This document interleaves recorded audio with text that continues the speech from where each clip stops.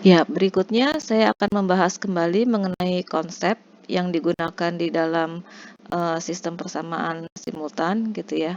Ini harus kalian pahami konsep-konsepnya. Yang pertama itu konsep tentang variabel. Konsep tentang variabel ini sangat penting karena nanti kalau kita harus tahu dulu jenis variabel yang ada kita gunakan di dalam sistem persamaan itu apa saja gitu ya. Karena nanti dari variabel-variabel ini kita akan gunakan untuk identifikasi. Identifikasi apakah sistem persamaan tersebut bisa diselesaikan atau enggak.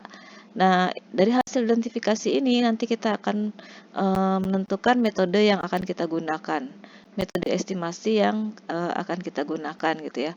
Apakah kita akan menggunakan indirect least square, 2SLS, atau 3SLS. Secara garis besar ada 3 jenis variabel yang ada di dalam sistem persamaan. Yang pertama kita kenal dengan namanya variabel eksogen. Variabel eksogen ini adalah variabel yang nilainya tidak ditentukan di dalam model. Tidak ditentukan dalam model. Kalau dia tidak ditentukan dalam model, maka dia sifatnya non-stokastik gitu ya, tidak ditentukan dalam model. Jadi ini dia sifatnya non-stokastik. Nah, sedangkan yang kedua itu ada namanya variabel endogen. Variabel endogen ini nilainya ditentukan, justru dia nilainya ditentukan di dalam model. Jadi tergantung dalam modelnya gitu ya. Dalam model. Nah, ini yang sifatnya stokastik. Kemudian ada lagi istilahnya namanya variabel predetermine. Jadi sebenarnya variabel predetermine ini dia berada di sisi sebelah kanan dari persamaan, sedangkan variabel determine ini terdiri dari dua, yaitu variabel variabel eksogen dan variabel dari leg endogen. Ini berarti otomatis variabel eksogen letaknya di sisi sebelah kanan, sedangkan variabel leg endogen itu juga sebelah kanan, dan sedangkan variabel endogen itu letaknya di sebelah kiri. Kemudian yang kedua ada persamaan. Persamaan ini di dalam sistem persamaan simultan ini kita mengenal namanya persamaan struktural.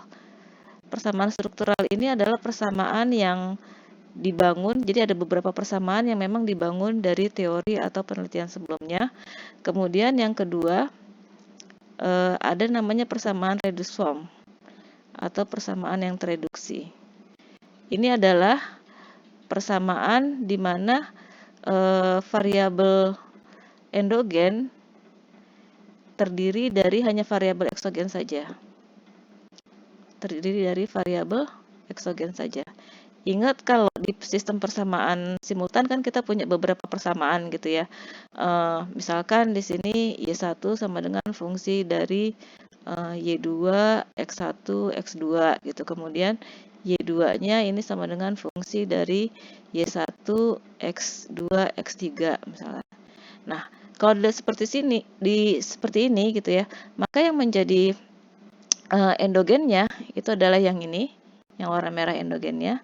Yang menjadi predetermine-nya itu yang sisi sebelah kanan ini X1, X2, X3 gitu, karena Y1 sama Y2 kan sudah endogen gitu ya.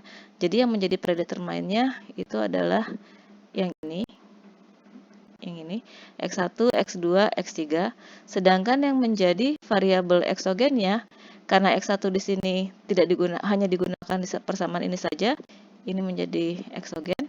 Kemudian X2 digunakan di sini dan di sini, maka dia masuk predetermine, tapi dia bukan variabel eksogen. Jadi kalau yang merah ini adalah endogen gitu ya, endogen.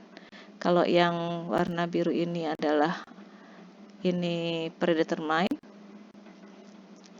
Sedangkan bukan yang warna biru, yang warna hijau. Yang warna hijau ini adalah predetermine. Ini predetermine. Sedangkan yang warna biru ini adalah yang eksogennya. Gitu. Kemudian ada lagi persamaan yang kita sebut sebagai persamaan identitas. Jadi persamaan identitas ini adalah persamaan matematis. Contohnya misalkan gini, demand, Q demand itu sama dengan Q supply itu sama dengan Q demand. Atau misalkan kita tahu misalnya PDB itu adalah fungsi dari penjumlahan dari konsumsi, investasi, government spending, ekspor, M.